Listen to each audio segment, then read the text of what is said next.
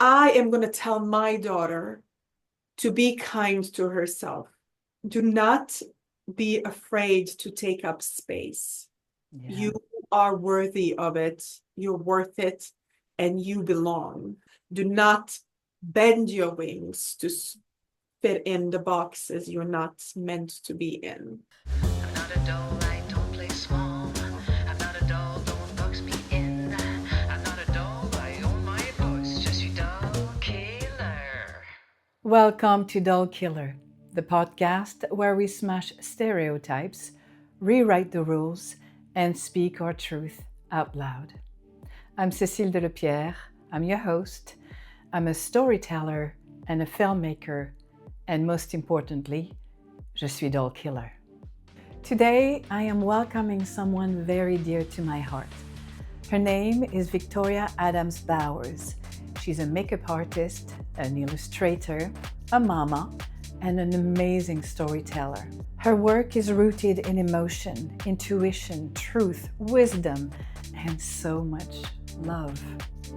From growing up on the Croatian coast to building a creative life in New York, Viktorija has never been interested in staying inside one box. She is reminding us of the power of kindness, courage, and most of all, unconditional love.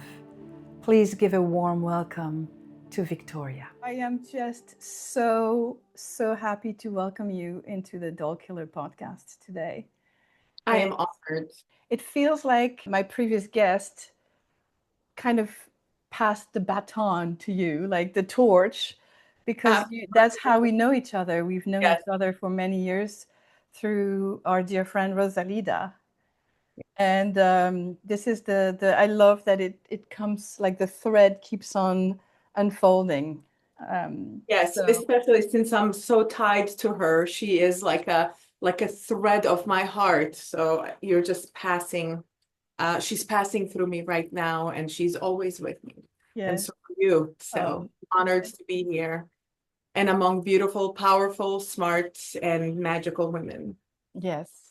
You made an immense journey coming from Croatia, where you were born, all the way to the United States, and now you live in New York. Can you tell us what was that journey like? What made you want to do this, to come to New York, to the United States, back how many years ago? 30? 30 years ago, yes.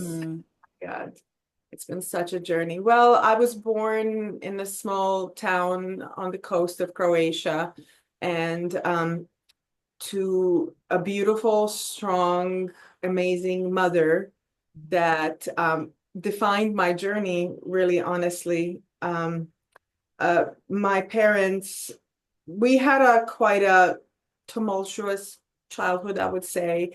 My dad was not very present, and he was very much a vagabond and a dreamer that did not dedicate himself to his family and was very easily manipulated to pretty much sell his family to put us out to the wolves, and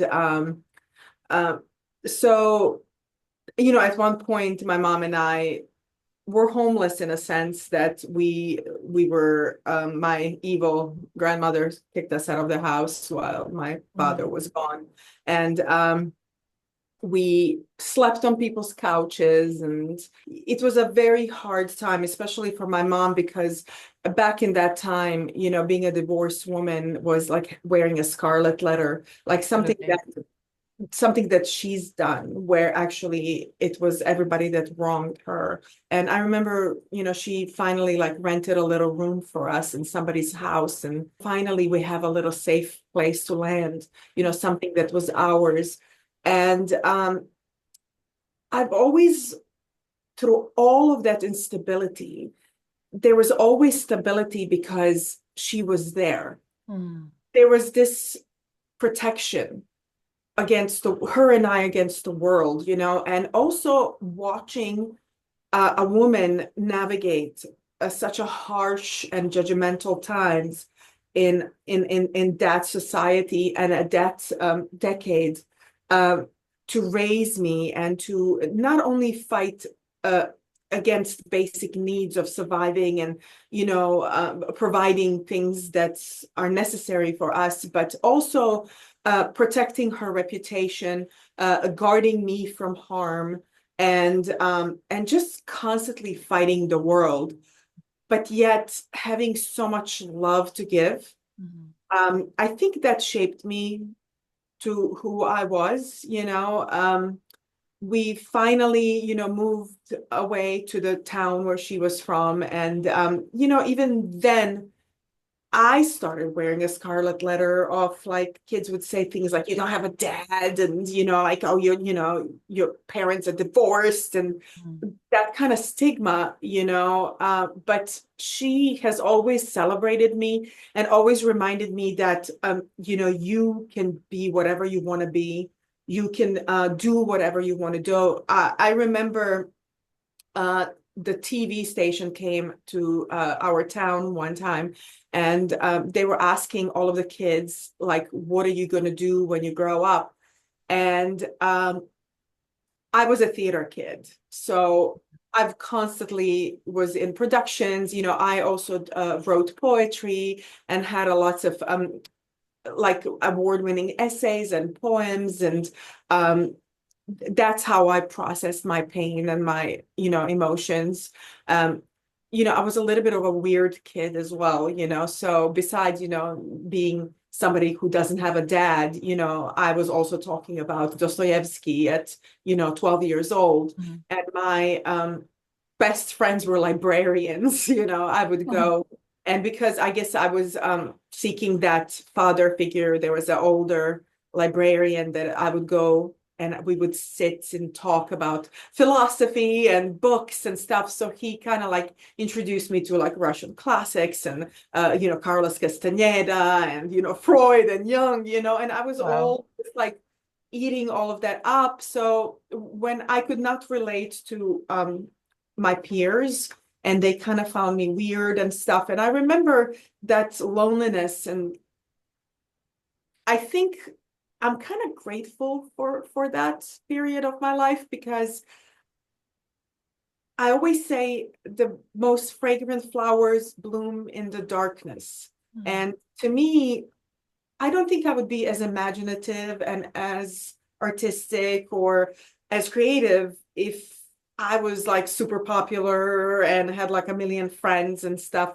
So I welcome my darkness in a sense, because it created me, and it created a substance that I'm able to mold into words or paintings or whatever.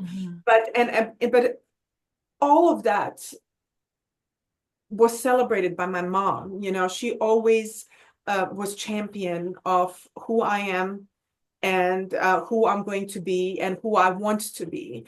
And I think that is very important in a child's development. And so going back to that television interview, when they were asking kids, I said, just spontaneously, Hollywood, here I come. Oh my goodness. And that actually ended up on television.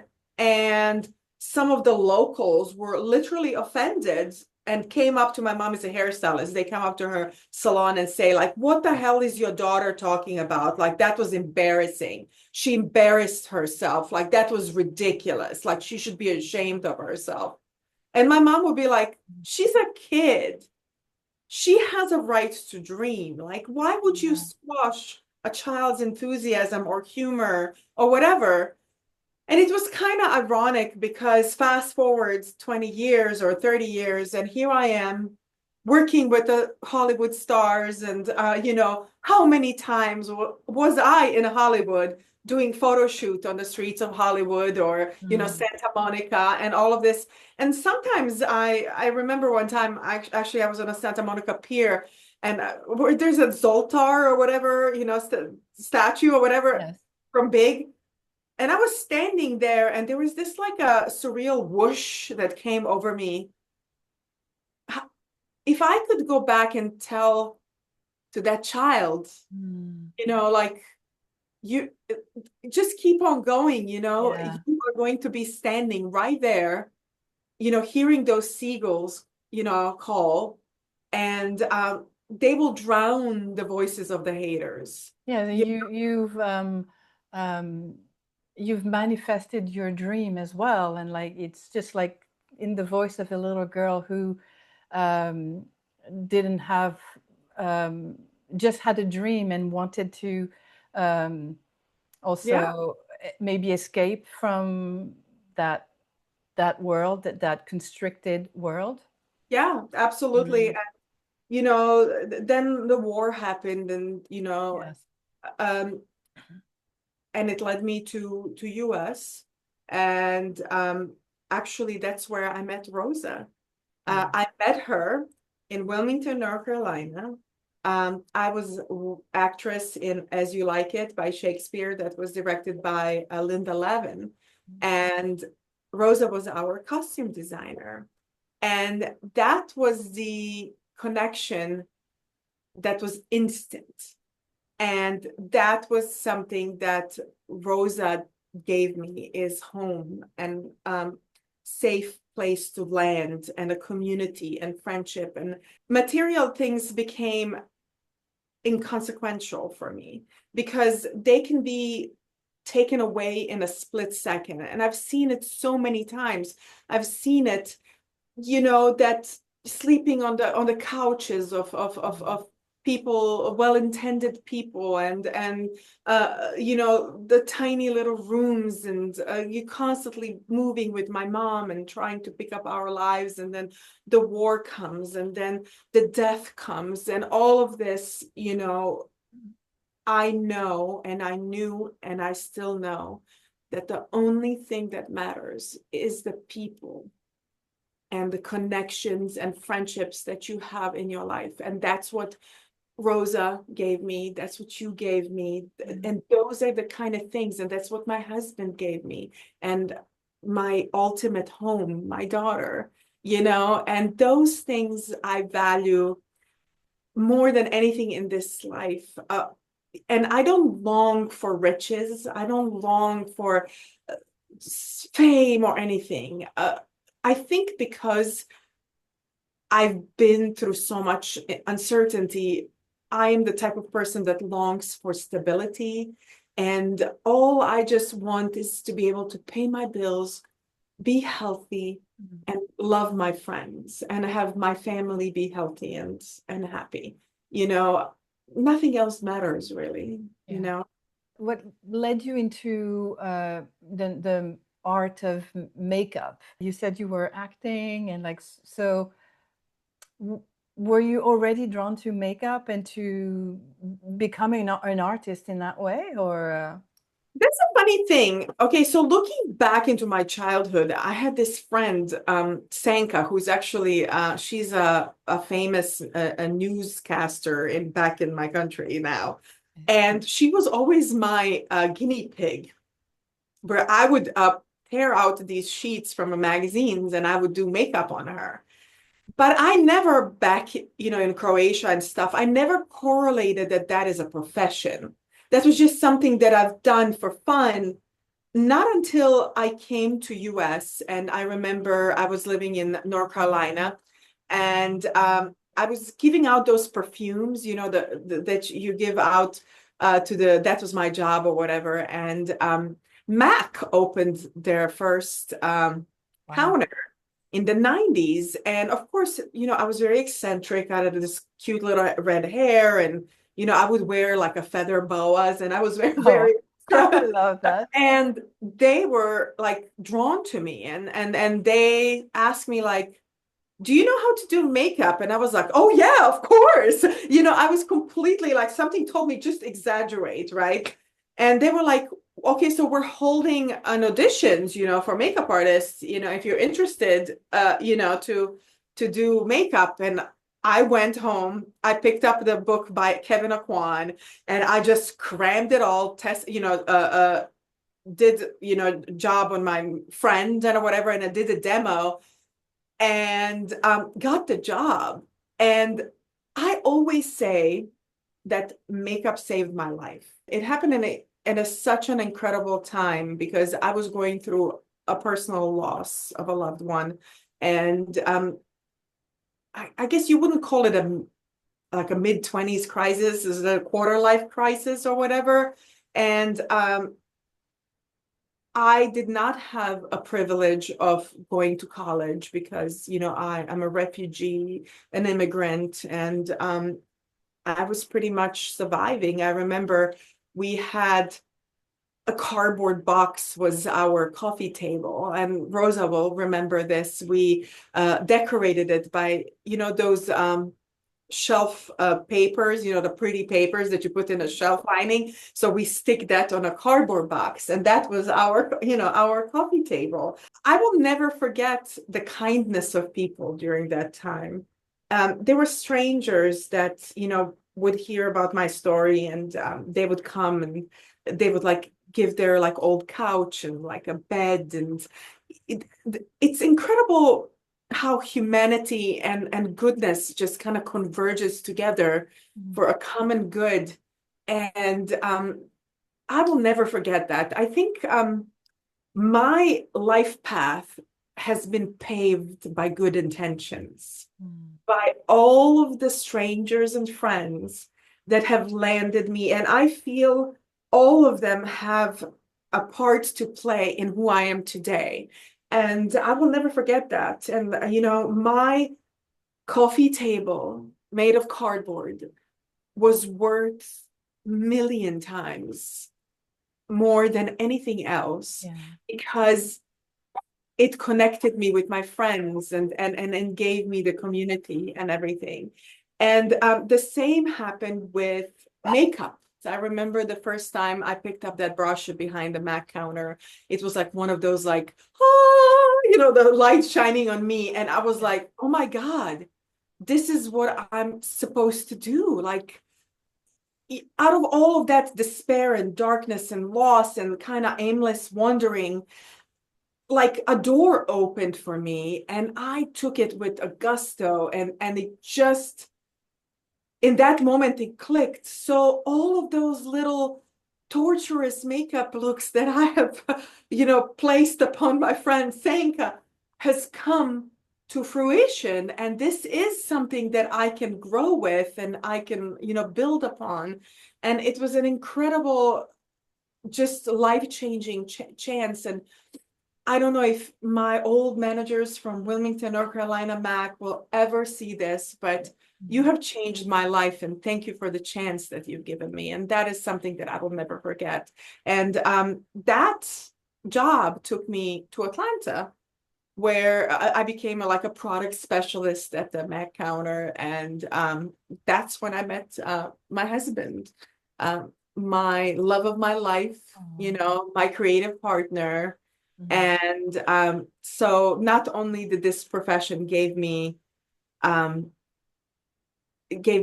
chance to become someone, it had also led me to be loved by someone. And that is the greatest gift. And I remember he was a young photographer assistant and a photographer. And so we would collaborate together doing testing and, building our portfolio and stuff. And I remember one time falling asleep on his couch, and I loved taking naps at his place because he would work quietly on his computer and you would hear the clicking of the keyboard. And it just kind of lulled me in. It was like before the ASMR was something that was Yes.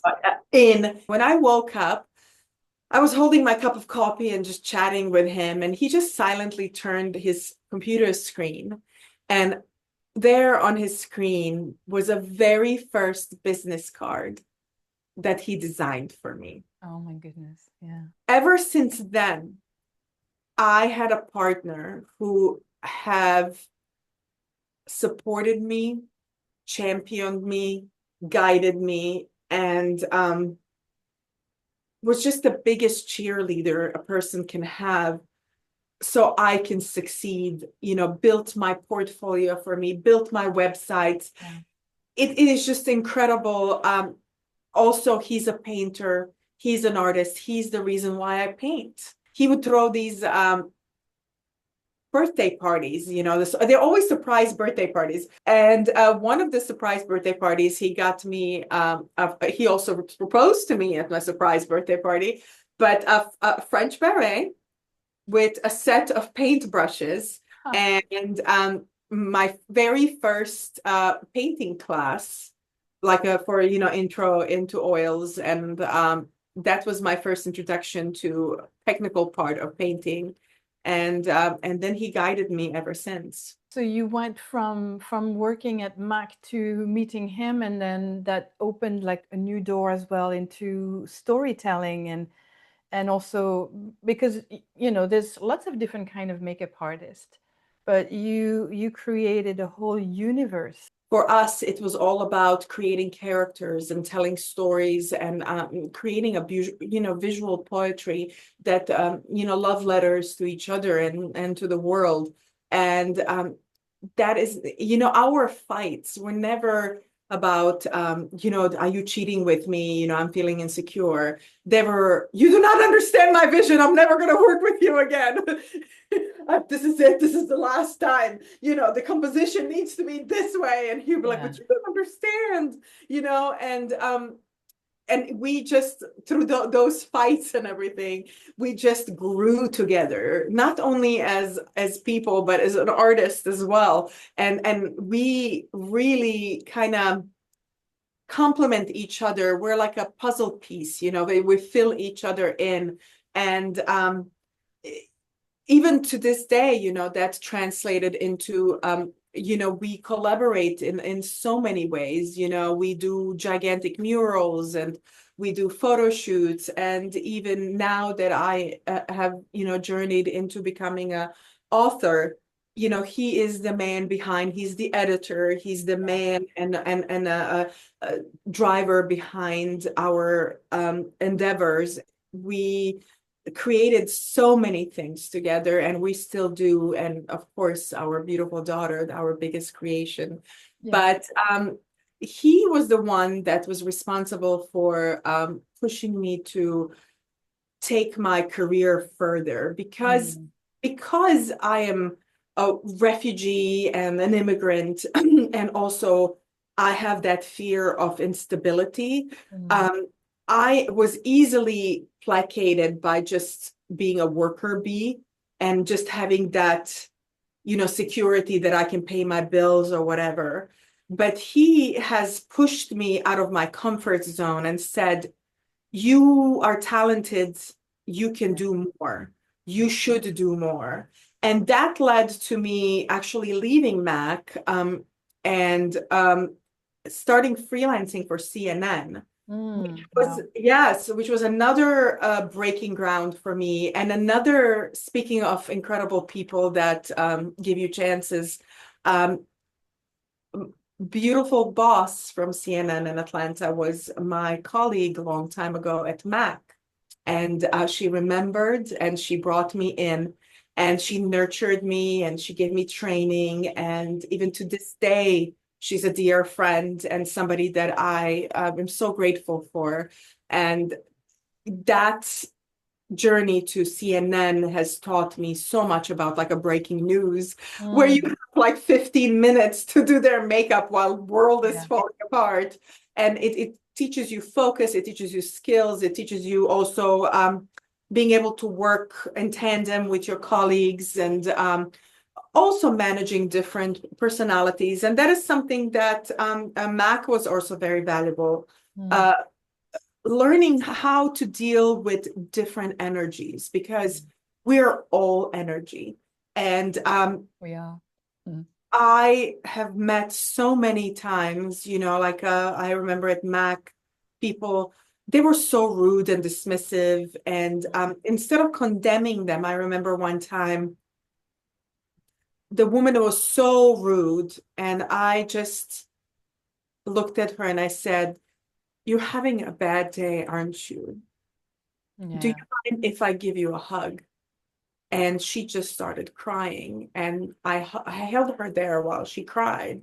And she came back the next day. She brought me a teddy bear, and she said to me, I've lost a loved one couple of days ago, and the world was just so bleak and everything is like, and I was so rude to you, but you chose kindness, and that meant so much to me, and I just wanted to thank you. So It's like you saw behind the mask, the yes, mask that she was, putting she out was there. hurting. She was She was really hurting. hurting. How do you think like the makeup industry is like in that sense? Like, because you bring like your full energy, like you're like there's no mask with you, Vicky. You're you. Like when you come and you have this beautiful and full of light energy, light and dance as well. But how are you perceived in this world of the fashion and beauty, where everybody's kind of like a little Yeah, uptight? guarded and Or gatekeepy. yes, yes, That is a good point, because I've a long time ago, and this is something, that I mentioned before, I have never been accepted by high fashion people. And that is one of the reasons why. Because I am not too cool for school, and I'm a big dork. I'm very friendly to everybody, and I'm just not perceived as being cool. And so fashion, I and, want and to say I don't understand that. For me, you're the coolest person here. I know, but trust me, for them, I'm the lamest that you can Yeah. be, because I am so friendly. Like, I've overheard a stylist when I just came to New York, and this is a story I told for makeup. When the Makeup Forever turned 30 years, they honored 30 makeup artists in the industry, and they honored me. I was one of the makeup artists. So they did this interview with me, and I told them this story about the stylist who I overheard her say, "Oh, yeah," basically calling me Pollyanna and saying, "Oh, don't worry, the fashion industry is going to break her," to the hairstylist. And I said to her, I was like, so you think, what do you think, if the war and death and your homelessness did not break me, that your bony ass will? You know what I mean? It's like, what? She said that I was too chipper, right? So I met her maybe 5 years later, and I've done some incredible stuff with my career and whatever. And I said to her, "Hey, remember me? I'm still here and still chipper as always." There was a time in my career I was like almost there, like hitting it big leagues. I was doing huge things, keying fashion shows and, being interviewed and all of these like fun stuff. And I got pregnant with my daughter, Yeah. and everything stopped. People stopped calling, people start, like I just fell off the face of the Yeah, I earth. remember very much this Yes. period of time. It was really I tough. was it was a very dark time for me, because I remember I met one of my like colleagues or whatever, and he was well intentioned. He was like, "Oh my God, how you doing? Like we were just talking, we were about to do a big editorial, and somebody mentioned your name." And I was like, "Don't bother her. She just had a kid." And I was like, "I know you mean well, but that is for me to say, please do not erase women because they had children. If Yeah. anything, these are the times where you should be, extending us that life raft, and telling us that we still matter. What we do still matter. Do not, Yeah, and reduce how, to the one thing." absolutely. And like Yeah. women have been juggling careers and having kids already for decades. So, Absolutely. And the problem with me was I was latched onto the memory of who I was. mm, And until I made peace with who I was and laid it to rest, I was never able to move on. And this is something that and this is a quote that I have carried with me, and I'm paraphrasing it, but it goes something like this: "I'm not a phoenix yet, but here among the ashes, the pain I feel is from the new wings pushing through." yeah. And that stayed with me. And that is almost the essence of my life. And once I said goodbye to that person that I was, And once I made peace that I don't have to be a part of Cool Kids Club. It's like fitting in the mold of that industry, and that, you know, that's the whole purpose of the Doll Killer Show, is to talk about those things too. Is like to fit in one mold of, like, there's one way to do something, there's one school, one college, one journey that everybody has to go in the norm. And I just, that's why you inspire me so much with, you know, just do it your own way. There's not only one way. You're the rising phoenix, just like me. Absolutely. Yes, absolutely. I love that. That means so much to me. You beautiful women. At the end of the day, after I'm retired and after I move on, there is a one thing that I can say. You know, to quote Frank Sinatra, I did it my way. You know, I stayed true to myself. I can look anybody in the eye and say, you know what, I did this and I earned this fair and square, and I can sleep well at night. As you said before, you bring love and kindness and generosity and beautiful values in everything that you create, and everything that you share with others as well. Yes, that is more important to me, because at the end of the day, I always say on my tombstone, it's not going to say she had this many Vogue covers. People that will gather around my tombstone, I hope will say she loved me and she was loved. You know, so to me, that is more important than anything in this world. There is something that I was so proudly saying until my husband kind of poured the water on the top of my fire. I would say about myself, I am like water. I'm always me, the essence of me, but I take shape of the container I was poured in. And he said to me, yeah, Bruce Lee said something like that too. And I was like, oh, but at least the saving grace, Bruce Lee and I share the same birthday. So who knows? Oh, wow. Maybe, I kick ass at makeup. So maybe I just reincarnated myself.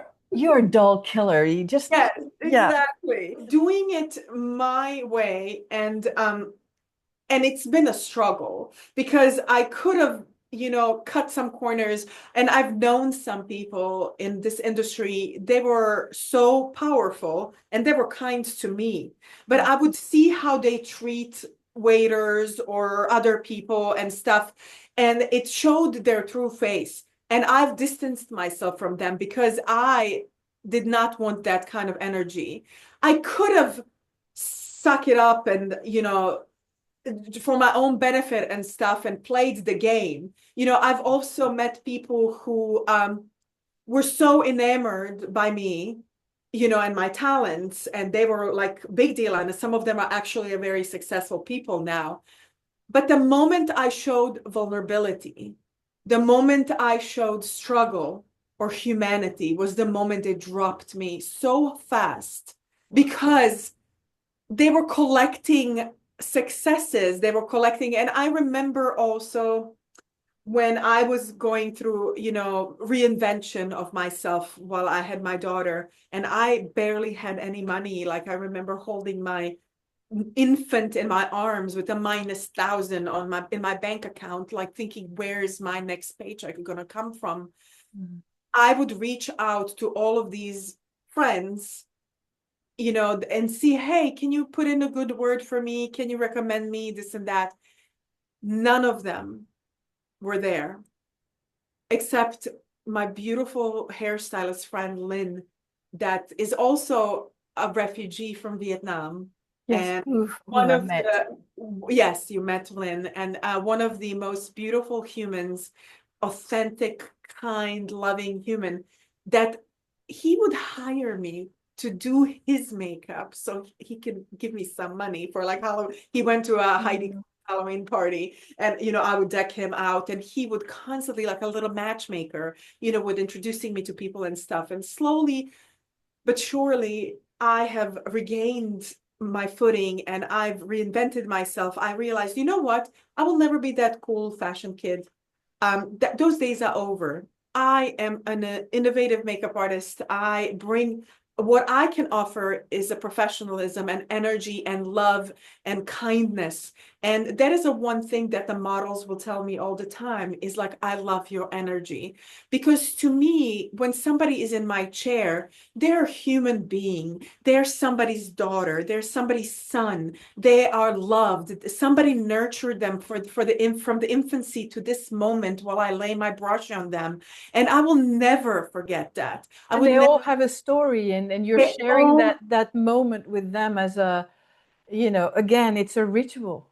Absolutely. It's always a ritual. Everything in my life is a ritual, and it is a ritual of accepting and acknowledging another person's humanity. Mhm.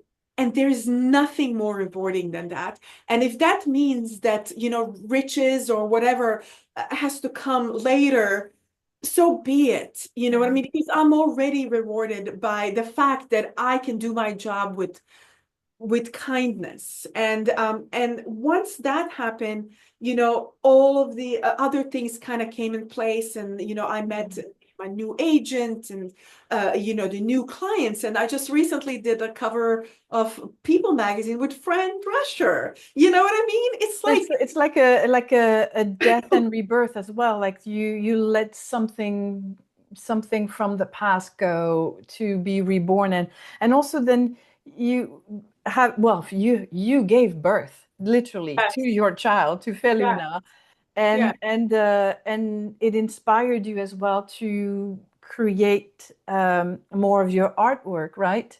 absolutely. You started to like flourish and expand and like create those beautiful illustrations. My husband and I created a company for makeup artists called Kit Ritual. And the premise of it is as a makeup artist, we like to purge our makeup. We like to organize our makeup. We like to downsize our makeup. Otherwise, our back are going to break. So like instead of 10,000 lipsticks, Yeah. you have containers that you put them in. They become a palettes that go into your kit. And all of that process of doing that, like mine is like I'll put the candles on and I'll watch like a Netflix show and I spray everything with alcohol and stuff.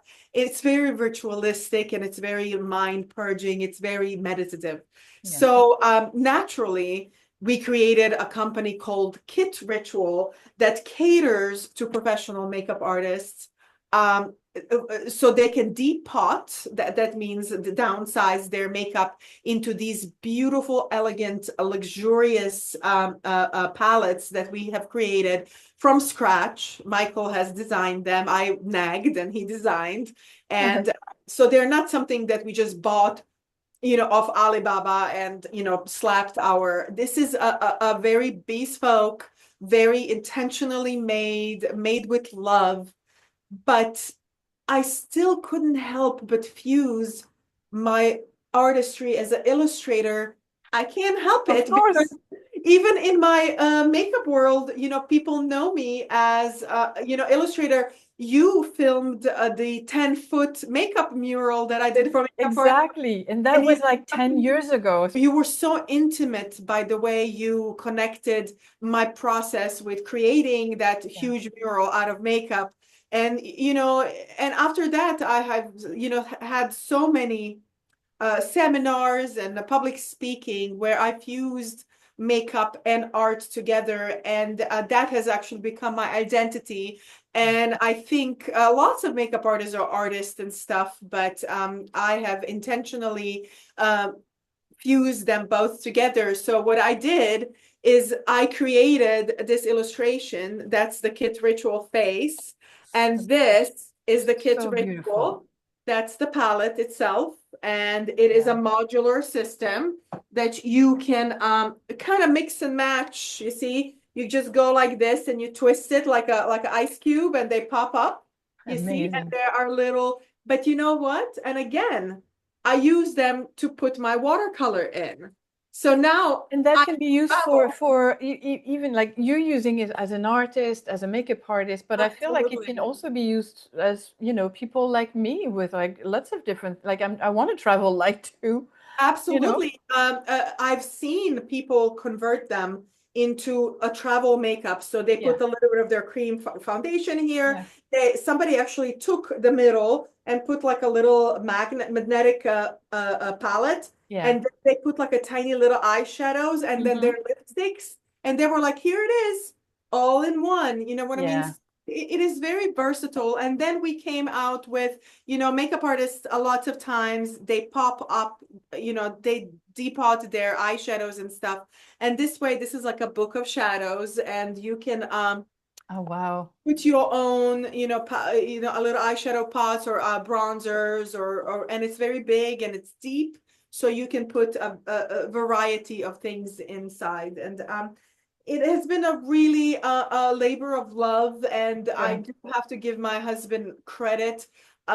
He is such an essential and the most important part of this process, being Yeah, the that designed this, but not only that he comes from it from the artistry side, he comes from it again as my life partner and my biggest cheerleader. yeah. He makes me look good, a lots of things in And my you life. make him look good too. Yes, but like I feel like I would not be able to reach this level or do anything if I just didn't have. He is like the most important ingredient in everything I do. Where can we find it? You can find it on kidsritual.com.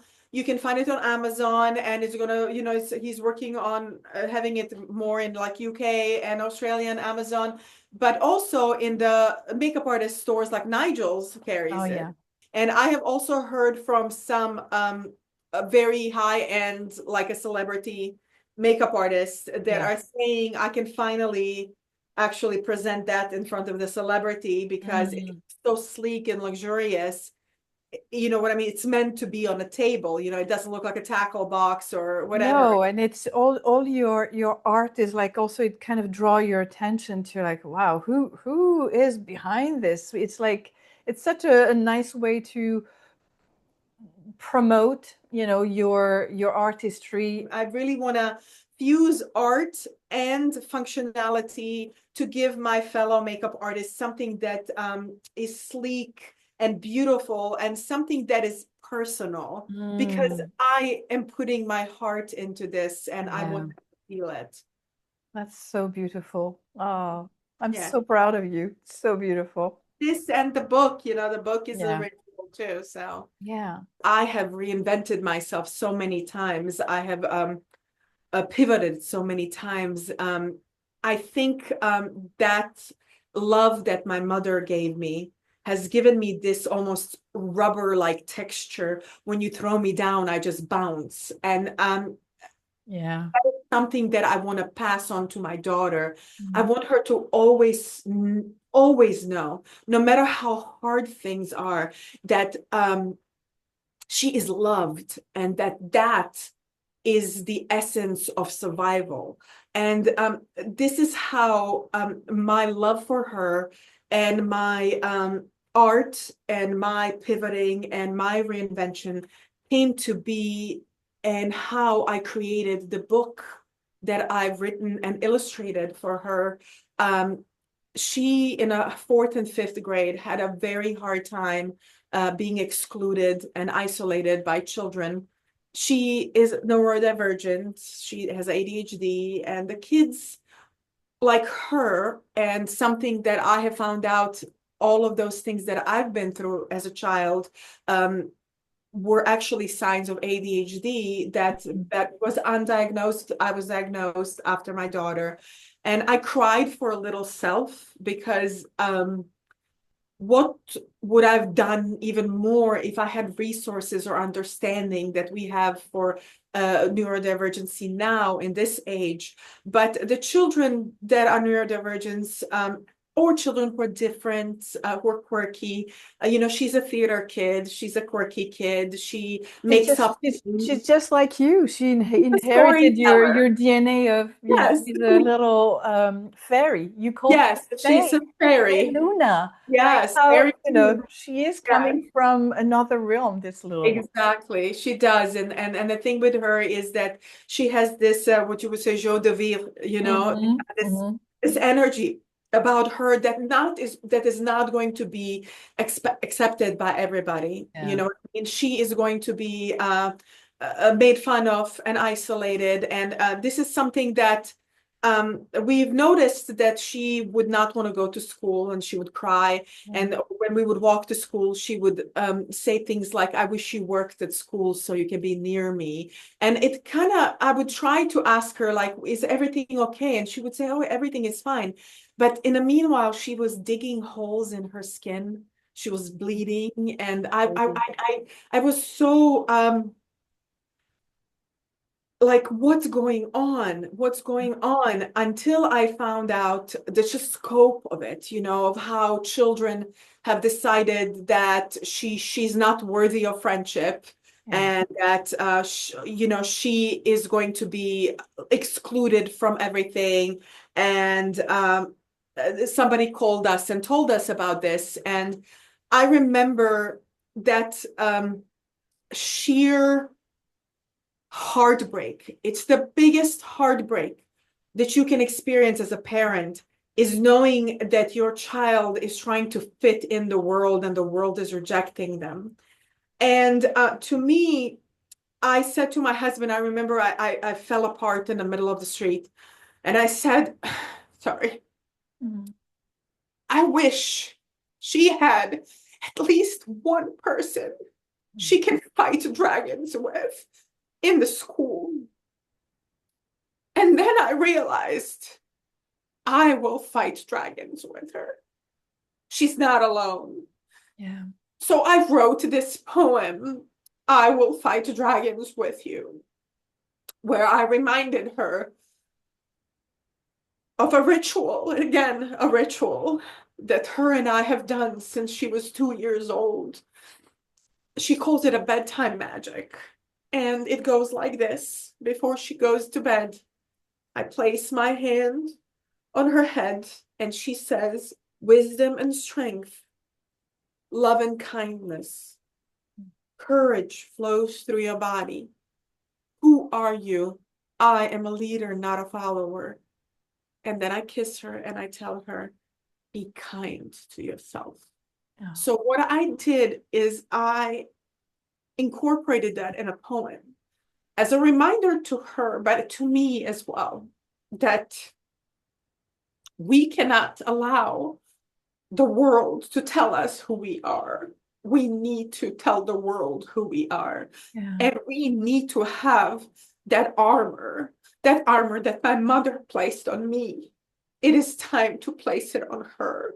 And it is pure love and compassion, and teaching her better, teaching her kindness, teaching her that her light matters, that not everybody is going to be afraid of that light, that some people will raise their hands to that warmth, and that she should knock on the doors that are not made for her, because there is a door that is waiting right open for her. And that's how the poem came to be. And then I started illustrating it, and then it just turned into this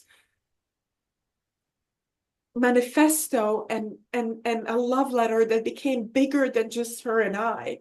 It is a message to all of the children and all of the grown-ups that are trying to find that corner, that piece of the world to belong to, and to realize that home is within you. And it will attract the people that want to live there. Yeah. And that's all what it matters in this world.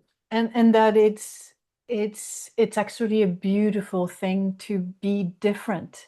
We might be one, but we are all different individualities and personalities, and wanting to fit that into one system, one school system. And that's probably why she's been feeling so constricted in that place, where she's a Learns differently. Yeah. Yes.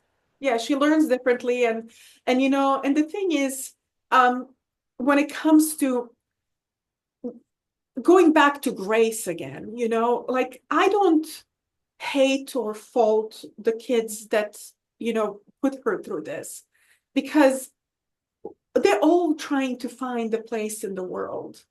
Because but it's our job as a parent to lead them in kindness and to communicate and to explain and to try to find a common ground so we all can raise better people. And Yes, talking about that, because your mom taught you that. She came from trauma herself, and God knows how many trauma before that, and yeah, generational. But she transmuted that for you, and then you're doing that in turn. That rise of consciousness as well is, yeah, it was not given to everybody to have this ability to transform instead of just passing on. I'm passing on the hatred, the abuse, the anger, the rage. I feel like now we have actually more tools to do that, to transform and to bring more love and kindness in this world. I will fight yeah. dragons with you. Yes, exactly. And then on the back of the book, it says, hold on, it gets better. Mm. I That love is also that it's a tree. It's like almost, it's like your family tree, like you have generated that from your roots up. exactly. And it's wisdom Yeah. as well. And so I will read it to you now. When the wild dragons dance, but no one else sees, they trip your feet and bend your knees. They roar where you should sit still. They tap your toes and test your will. Whispering fast, they tug and pull, scatter your thoughts, and break the rules. Sometimes, my love, the dragons bite deep. The hurt they bring is too heavy to keep. It spills from your heart in a storm of flame. Not seeing your pain, others rush to blame. They turn away and whispers grow loud while dragons cheer from behind the crowd. They say your colors are strange or too bright. They mock your struggles, your every fight. What they don't see is a spark that you hold, a storyteller's heart, both brave and bold. The world may fear what it cannot define. Your colors aren't flaws, they're gifts, they shine. When the night comes and the world grows still, the dragons return, they always will. Whispers of loneliness, painful, unkind. They breathe self-doubt in your mind. But listen, my child, and know this is true. You don't face dragons alone. I'll fight them with you. No fire, no shadow, no night is too long. Together, my love, we'll prove them wrong. Every night before you sleep, we say our battle cry, a whispered truth to the night sky. With words of love, we cast our spell, a magic only our hearts can tell. I touch your head, and we softly say, wisdom and strength will guide your way. Let your mind be sharp and spirit strong, for no dragon will stand in your way for long. I touch your heart where love grows bright. Love and kindness is your armor, your guiding light. When the world feels heavy, don't let it dim. Your love and kindness will heal from within. I sweep my fingers across your frame. Courage flows through you like a flame. The pain you feel Mm. are your wings pushing through. Trust in the process is shaping you. Believe in yourself, unafraid to try. Courage will give you wings to fly. I tap your chest and I softly say, who are you, my love, today? I am a leader, not a follower. You gently remark. Let that be your North Star when the path feels dark. I kiss your cheek and hold you tight, and I say, be kind to yourself. It's the only way. Your dragons may roar, but they cannot stay, for your colors will chase them away. So if you wake and the world still feels gray, remember our bedtime magic and the word we say. Let my love be a wind, beacon of your light, then soar through the sky, a free bird in flight, and the day will come. You will find your tribe, as quirky and bright, with hearts as wide. They'll see your light and love you true, for they too battle dragons just like you. Until then, do not back down. Slay those dragons and wear your crown. Hold on, it gets better. Oh, oh, Vicky, it's just so profound and beautiful, and it just brought me back to you as a little girl having to fight those dragons too. Like we're tiding this back to the beginning of your story, and I'm guessing your mom had to do the Yeah. same. Yeah, we all fight dragons. Yeah. You fight dragons, Yes. everybody in this I have it world. right there, right? Yeah, exactly. I see your phoenix and your dragons and Yes. everything. That's why I needed to let it out, because to me, the way I processed all of my pain has always been by creating. Yeah. And it has always been by writing poetry. And this was my way of not only telling my daughter that she needs to know her worth, her self-worth, and that she is worthy of love and that she is loved. But every child out there and every adult that with it to their child, the inside of them, you know what I mean? That Yes, we their inner child. Yes. Yes, so we need to give ourselves grace. We need to let go of things. We need to, and recently when I was working, with Fran and stuff, my stylist friend and hairstylist friend, we were all talking, and she was giving an advice to the hairstylist, and she said to her, you need to have tea with your demons, or like with your dragons, and that was so profound to me. I was like, oh my God, can I use that? And she was like, yes, please do. So I wrote a poem about it called A Tea with My Demons. And I write, a friend said, have tea with your demons. Let's leave the crumbs of their sorrow cakes on the table of your resentment.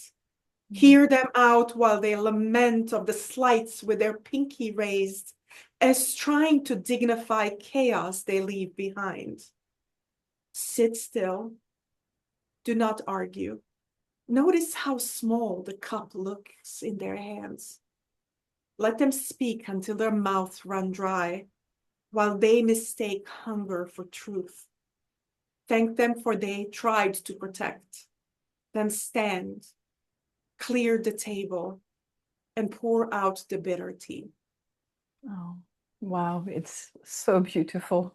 It's almost like an alchemy, Yes, okay? absolutely. You are converting your pain, your resentment, your bitterness, and every negative emotion that are dragons or demons. You are converting them into gold, Yeah. into creativity, into resilience, into a currency that will help you survive. And that is an ultimate goal for all of us, not just parents, but friends and children, to give to the world. And like, I don't know, have you seen all of these monks that are walking for peace? Yes, I have been absolutely. literally bawling my eyes out daily, Yeah. just watching them and stuff. And that's exactly what they're doing.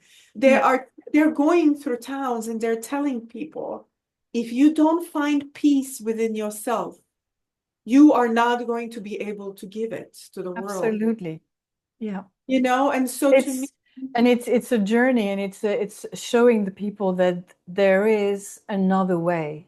There is another way to live in this world, on this planet, rather than cultivating conflict and hatred of one another. It starts within. absolutely. My way to deal with it is to first of all withdraw from the world and then take a Here, good look at myself. cocooning. I call it my Yes. cocooning, Yeah. because I am as friendly and I am an introvert.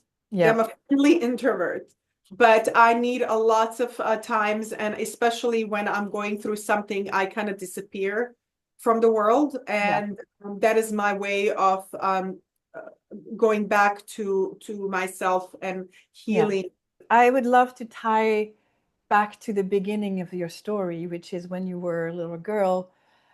What would you say to your younger self? I would say, don't be sad because you're weird. Embrace it, because those colors will paint your world and will make sense once you're grown. I would also tell her to be a little bit less of a people pleaser. That is something that in my quest of wanting to belong and wanting to be loved, and wanting to be fair, I have lost opportunities to be kind to myself and to thrive in some way, because I was too worried. Am I hurting somebody's feelings? Am I inconveniencing somebody? Am I taking too much space? So I have promised to my little girl, myself, that I am going to tell my daughter to be kind to herself. And her and I are Swifties. And, Taylor Swift said, Oh, yes. do not be afraid to take up space. And I tell her that every day. Do not be afraid to take up space. You are worthy of it. You're worth it. And you belong. And you should not bend yourself. Do not bend your wings to fit in the boxes you're not meant to be in. And that is something I guess I'm telling my little girl in the eyes of my child. It really is right down the alley of I'm not a doll, I don't play small. Exactly. Absolutely. And that is, that's what I tell my daughter, and that is another beautiful thing about my husband is, he will tell her, you are a woman, you are powerful, you create life, you are life, you are strength, and your body goes through so much, and your mind goes through so much, and you are not a weaker sex. You are, magnificent in all your glory.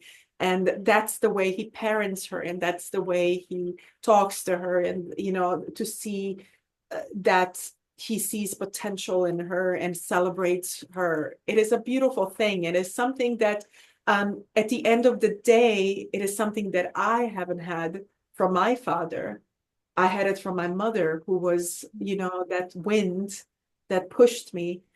But that ending of the life story or whatever of is that universe equaled itself out, that it gave me somebody who is like that, and who parents like that, and who is healing a little girl inside of me as well. So much healing. Mm. That's so beautiful.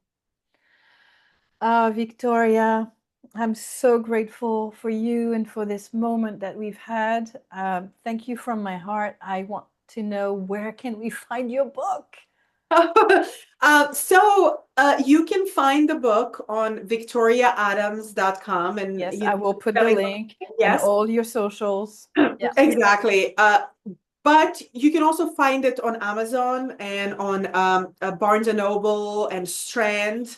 And all of the bookstores, you will find it. It's already available. It's already It's out. available online, yes. We have a pre-orders that the people are buying from us, the author copies that are in a process of being printed right now, and they should be arriving within a week or so, and we will be sending them out. I did like my personal, notes to everybody and all of that. And I hope this book reaches as many people as possible, because Yes. I just want to heal with this book, and I want to be able to open a conversation from one parent to another for all of those children, like my daughter, that is holding pain inside, and it's actually, she thought she deserved what was happening to her, that this was her fault because of whatever reason in her head, and that's why she didn't want to say anything. And I'm just hoping this book can open that conversation where the child can confide in their parents, and the parents can tell them, hey, these dragons, they don't stand a chance because both of us stand arm in arm with our swords raised, and we are ready for the battle. I love all of that. And I thank you from all my heart for sharing and pouring your heart into everything you're doing, and sharing it with the world. We just need more love and more light and kindness and peace in this world. And you know, let's keep on breaking rules and smashing boxes, and speaking our voice, expressing our talents and our light. We need more of that. So and try to give as much grace to ourselves as we do to others. Yeah. Because like the Buddhist monks say, it all begins in here. Yeah. And I love you, and I am so grateful that you're in my life. You are that one light that keeps me warm, and you and Rosa and all of the people around me. So thank you for having me. Thank you, my love. Slay the dragons, wear your crown. If you've ever felt boxed in, silenced, or underestimated, this show is for you. Subscribe now, share this with the people in your life who are ready to break free and join the rebellion. My name is Cécile Delepierre. I'm a filmmaker and storyteller, but most importantly, je suis doll killer. I'm not a doll, I don't play small. I'm not a doll, don't box me in. I'm not a doll, I own my voice, je suis doll killer. But the thing about that is that Wednesday, it's all right. Wednesday is she's barking at that light. I know. I want to be the star of the show. Hey, Wednesday, look at her. She's a little lady. What is the naked, not the girl with the pearl earring? Oh, here you go. Baby, here you go.